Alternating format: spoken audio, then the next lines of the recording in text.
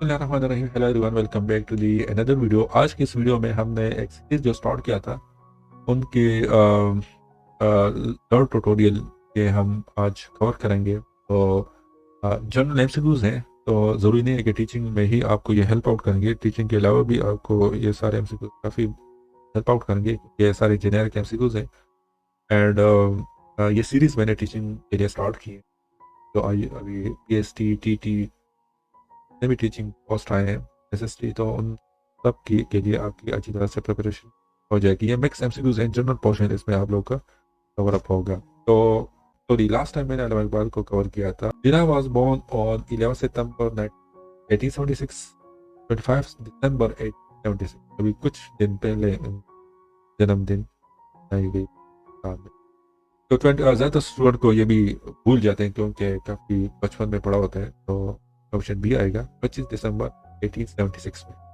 Jinnah was born in dash city of sub continent, तो वो कराची में पैदा हुए थे। जिना फादर नेम क्या था? पूंजा जिना था। Jinnah was born at Nazir mansion Karachi, वो वजीर मेंशन कराची में पैदा हुए थे। वजीर मेंशन कराची, आपने याद रखा। Jinnah was born mansion Karachi.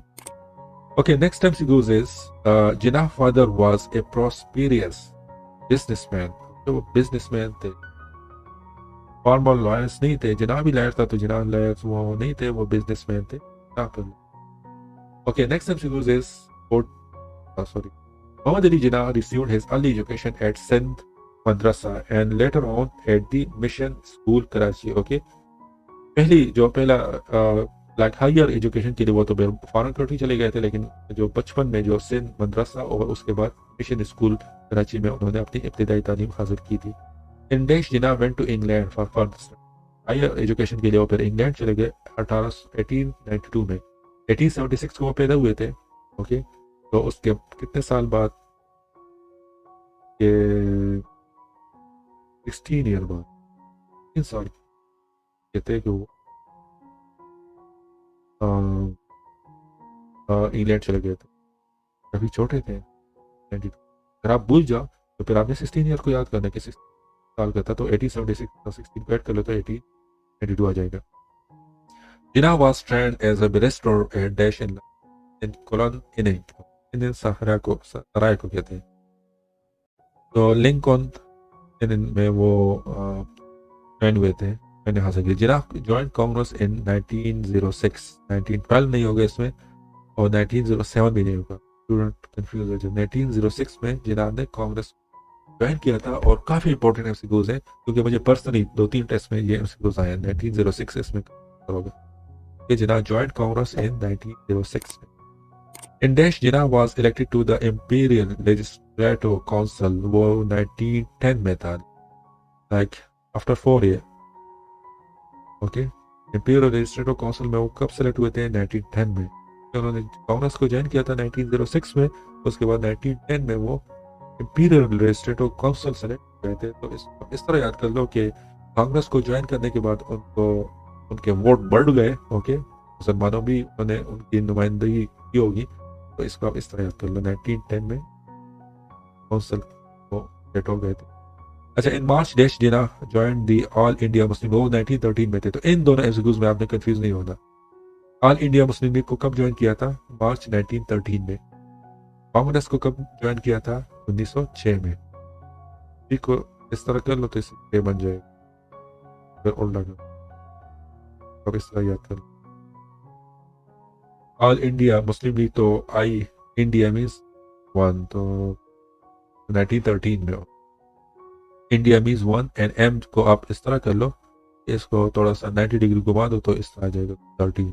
1913 में उन्होंने ऑल इंडिया मुस्लिम लीग को ज्वाइन किया था। तो इस टेक्निक से आप एंड में रख लो, नहीं भूलेगा आपसे। आप इस तरह याद करते जाओ दिन रात तो फिर आप भूल जाओगे, लेकिन इस टैक्टिक से तो फिर ये कभी नहीं भूलेगा। In March dash Jinnah became the president of all India Muslim league, तो 1913 के बाद होगा, 3 साल बाद होगी। 1916 में वो प्रेसिडेंट बन गए। 1913 में उन्होंने ज्वाइनिंग दी थी, 3 साल मेहनत की, 3 साल लोगों को अपने वो नजरिए बताए, तो 1916 में वो फिर वो प्रेसिडेंट हो गए थे। The ambassador of Hindu Muslim unity was Mohammad Ali Jinnah. Ambassador Hindu Muslim unity का एम्बेसडर जो था वो मोहम्मद अली जिनाह था। On the equation of independent Jinnah reach Karachi on 7 अगस्त 1947 को। 14 अगस्त 1947 को पाकिस्तान ने इंडिपेंडेंस हासिल की थी, लेकिन कराची वो कब पहुंच गए थे? 7 अगस्त 1947 को। इंडिपेंडेंस मिशन को सेलिब्रेट करने के लिए वो पहले पहुंच गए थे 7 अगस्त 1947 को। The Hindus worship cows where the Muslims slaughtered is quoted by Mohammad Ali Jinnah. ये हिंदू लोग क्या करते हैं, वो उसकी पूजा करते हैं जबकि बाद उसको ज़बह करते हैं।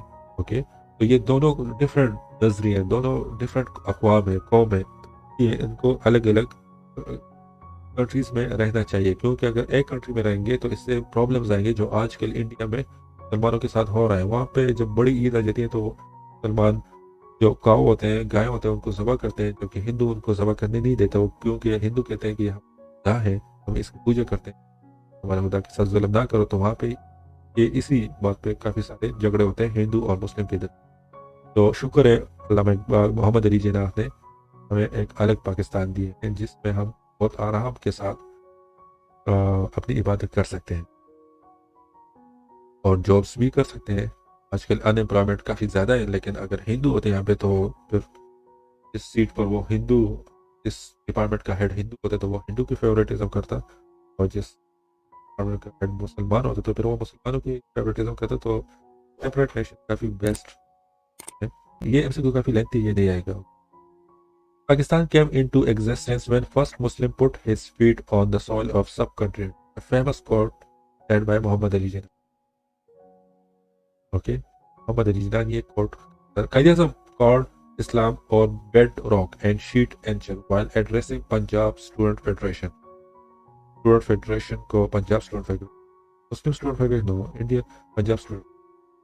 Okay, Jinnah married Ratan Bai 19 अप्रैल 1918 में। ओके, लाइक 24 प्लस 18 से क्या आते हैं?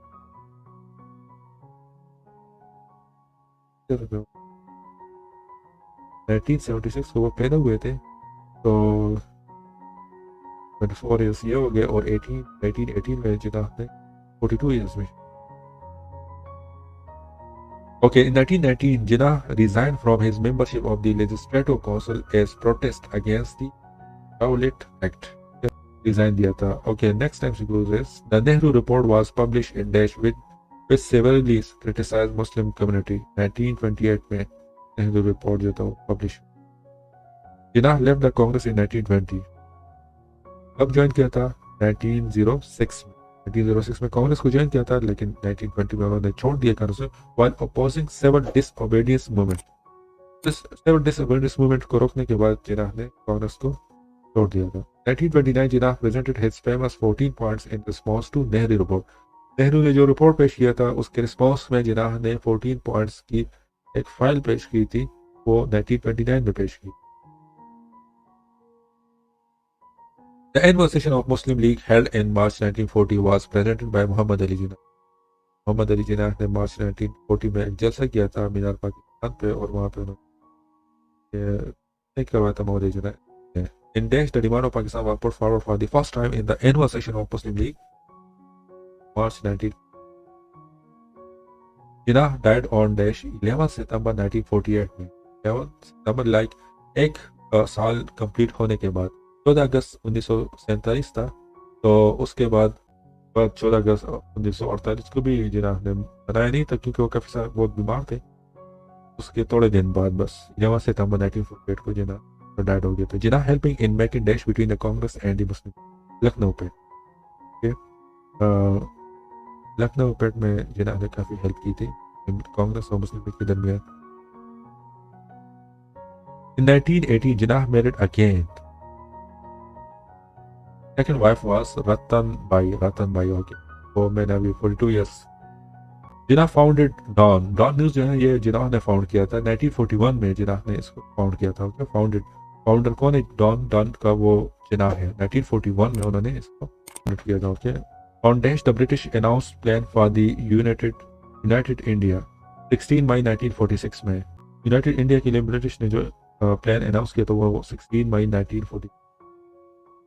उसके बाद 3-4 महीने के बाद फिर वो 1947 उसके बाद आफ्टर 1 ईयर वो Pakistan came into on Daesh, the British announced another plan to partition the sub-country, one for Hindus and one for Muslims. In June 1946 में ब्रिटिश ने किया था. Muhammad Ali Jinnah University is located in which city of Pakistan? That is Karachi. One of the highway of Daesh is named after Muhammad Ali Jinnah. Muhammad Ali Jinnah के नाम पर कौन सा highway है? वो कौन सा मुल्क में? वो तेहरान में. Tehran. Okay, so this is the end of this video. If you have any MCQs confusion है तो आप मुझे कमेंट सेक्शन में बता दीजिएगा. ये MCQs आपको हेल्प आउट करेंगे बाकी टेस्ट में भी. ये काफ़ी इंपॉर्टेंट MCQs हैं. तो thanks for watching. See you in next video.